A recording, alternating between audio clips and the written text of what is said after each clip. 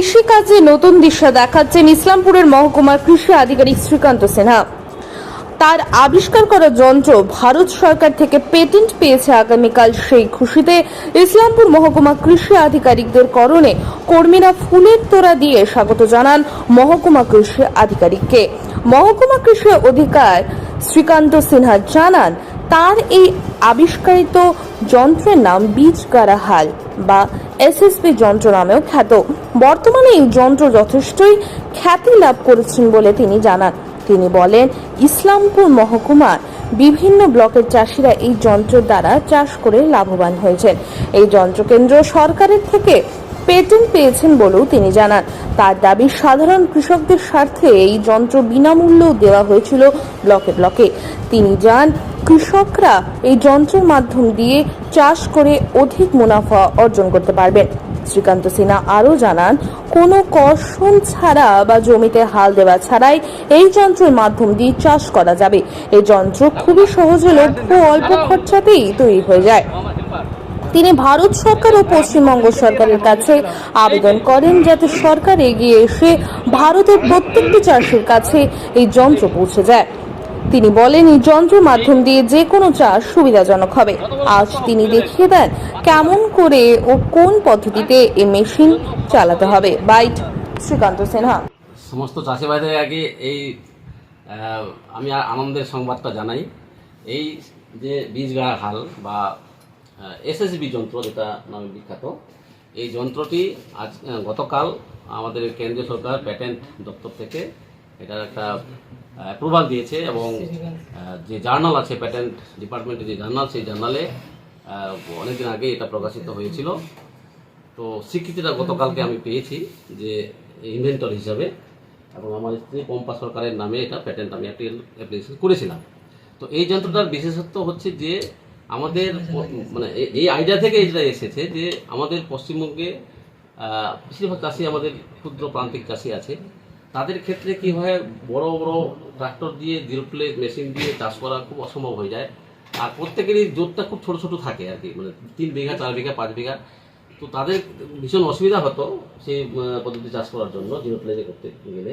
তো আমি তখন এই যন্ত্রটার চিন্তা ভাবনা করি, এবং সেই যন্ত্রটা চালানোর ক্ষেত্রে যেটা জিরো প্লেট মেশিন, সেটা কিন্তু আমাদের প্যাডি হারভেস্টিং এর পরে সঙ্গে সঙ্গে কিন্তু চালানো যায়। ওটাকে আমাদের শুকাতে হয়, 20-25 দিন টাইম লাগে। তো দেখছি যে 20-25 দিন মানে অনেক টাইম, যেটা আগে যদি চাষি ভাইরা চাষ করতে পারেন, আগাম যদি চাষ করতে পারেন, তাহলে কি হবে যে পরের দিকে যে টেম্পারেচারটা হাই হয়, অনেক তাপমাত্রা বেড়ে যায়, আর হচ্ছে গিয়ে শিলাবৃষ্টির একটা চান্স থাকে। আমি অনেকবারই এটা শিলাবৃষ্টি হয়ে আমাদের কৃষি দপ্তরের পক্ষ থেকে বাংলা ফসল বিমা প্রচুর টাকা এখানে দেওয়া হয়েছে, টাকা মানে বিতরণ হয়েছে বাংলা ফসল বিমা যখন ক্ষতিপূরণ দেওয়া হতো। তো ওই যে শিলাবৃষ্টির যে আঘাতটা, সেটাকে তার আগেই আমরা কি করে ভুট্টাটা তুলতে পারি, তাহলে আমাকে আগে লাগাতে হবে। আগে আমি কিন্তু ট্রাক্টর দিয়ে চাষ করতে পারছি না, কারণ ট্রাক্টরের চাকা বসে যাচ্ছে। তো ময়েশ্চার বেশি থাকা অবস্থাতেই ধান কাটার পরে পরে এই যন্ত্রের মাধ্যমে জাস্ট ধানের যে নাড়াগুলো, এছাড়াও আরেকটা আইডিয়া থেকে যেটা এসছে, আরেকটা সেটা কি, যে নাড়াগুলো মানুষগুলো পুড়িয়ে দিত, এবং পুরানোর ফলে বায়ু দূষণ হতো এবং পলিউশন হতো, এবং জমিরও অনেক যে ক্ষুদ্র ক্ষুদ্র জীবাণু যেগুলো আছে ওগুলো মারা যেত, এবং জমির উর্বরতাটা কমে যেত। তো এই জিনিসটাও কিন্তু এই যন্ত্রের মাধ্যমে করলে 6 ইঞ্চি থেকে 12 ইঞ্চি পর্যন্ত যদি নাড়াগুলো, ধানের নাড়াগুলো থেকে যায়, এবং তার মাঝখান দিয়ে কিন্তু এই যন্ত্রকে চালিয়ে দিয়ে আমি ভুট্টা বীজ রোপণ করতে পারবো। শুধু ভুট্টা না, এই যন্ত্রের মাধ্যমে বিভিন্ন রকমের ডাল শস্য, তারপর হচ্ছে গিয়ে ফুলকপি, বাঁধাকপি, টমেটো, বরবটি, সোয়াবিন। আমরা এই লাস্ট সিজনে আমরা সোয়াবিন আমরা ইন্টারক্রপিং হিসাবে এই সঙ্গে চাষ করেছি কৃষি বিজ্ঞান কেন্দ্রে। তো বিভিন্ন রকমের ফসলের চাষ করে নিবিড় পদ্ধতিতে, এবং যেটা আমাদের একজন সাংবাদিক ভাই বললেন যে যেটা হচ্ছে যে ওভারল্যাপিং করে, অর্থাৎ এবার জনসংখ্যার যে চাপটা আছে, 1.9% হারে আমাদের জনসংখ্যা বাড়ছে প্রতি বছর, প্রায় 1.5 কোটি থেকে 2 কোটি জনসংখ্যা আমাদের বাড়ছে এই যে গোটা দেশে। এই যে জনসংখ্যা বাড়ছে এবং জমির উপরে যে একটা চাপ হচ্ছে, দিনের পর দিন কিন্তু রাস্তার ধারে দেখবেন আপনারা যে মানে প্রচুর পরিমাণে বাড়ি হচ্ছে।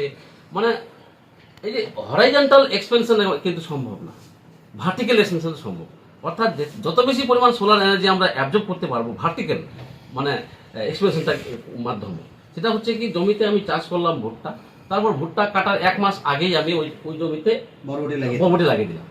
বা ওই জাতীয় ফসল লাগিয়ে দিলাম, তাহলে কি হলো, আমি 20 দিন 25 দিন এগিয়ে গেলাম, আবার পরের যে ফসলটা হবে সেখানে আবার একটু এগিয়ে দিলাম, এবং এগিয়ে আস্তে আস্তে দেখা যাবে যে 2 ফসলের জায়গায় 3 ফসলি, 3 ফসলের জায়গায় 4 ফসলি আমি করতে পারছি।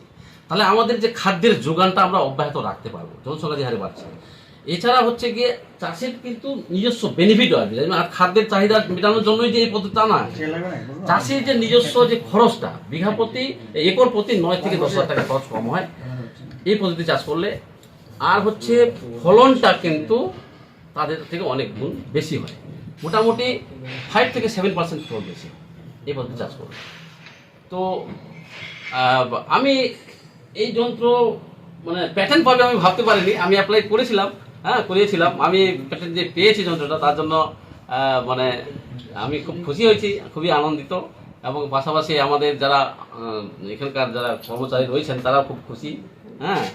এবং আশা করি যে সমস্ত জায়গাগুলোতে চাষ করা হয়েছে আমাদের এবছর মানে প্রায় 150 একর জমিতে চাষ করা হয়েছে এখানে আমাদের ইসলামপুর সাব ডিভিশনে। তো ভালো, সব জায়গাতেই ভালো ফলন পাওয়া গেছে। আমি খুবই কবে এটা আবিষ্কার করেছিলেন এই যন্ত্রটা? আমি মানে মোটামুটি এটা নিয়ে প্রায় 2 বছর, 2.5 বছর থেকে চেষ্টা, 2.5 বছর থেকে এর ডেভেলপমেন্টটা মানে এর একটা অভিব্যক্তি ঘটেছে। এটা কিন্তু প্রাথমিক অবস্থায় এরকম ছিল, তারপরে এর সমস্ত যে প্রোগ্রেসটা হয়েছে, এটা নাট বল্ট সিস্টেম করা হয়েছে গভীরতাকে ঠিক রাখার জন্য। বেশি গভীরতায় যদি ময়েশ্চার বেশি থাকে তাহলে কম গভীরতা রাখবো, যদি ময়েশ্চার কম থাকে তাহলে বেশি গভীরতা করবো। এছাড়া হচ্ছে গিয়ে ছোট ছোট যেগুলো মানে দানা আছে সেগুলোকে দেখা গেলো গতটা একটু ছোট দরকার, তাহলে সেক্ষেত্রে এটাকে আমি নামিয়ে দিতে পারবো, নামিয়ে নিয়ে শুরু করতে পারবো। 2 ইঞ্চি থেকে 12 ইঞ্চি, 2 ইঞ্চি থেকে 12 ইঞ্চি বা 24 ইঞ্চি ডিস্টেন্স গুলোকে আমি কন্ট্রোল করতে পারবো, যেটা যন্ত্র মানে অ্যাকচুয়ালি যেটা করা হয়েছে আর কি। 2.5 বছর ধরে মেশিনটাকে 2.5 বছর ধরে, 3 বছর হবে, 3 বছর যখন আমি এসেন ছিলাম।